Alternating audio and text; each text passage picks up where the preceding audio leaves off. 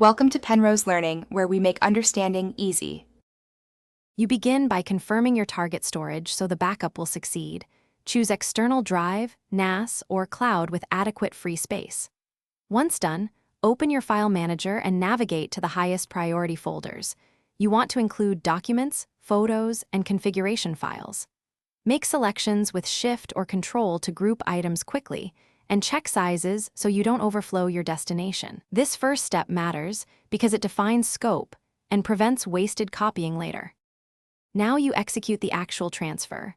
Choose Copy/Paste for one-off moves or the File Manager's Sync feature for repeated backups so you preserve timestamps and permissions.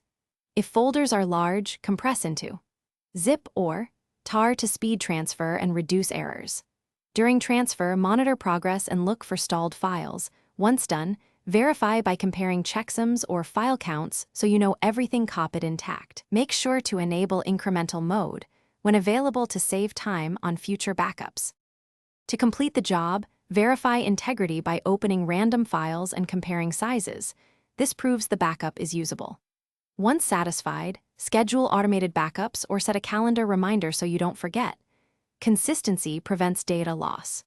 If something goes wrong, check permissions first, then scan the destination for disk errors.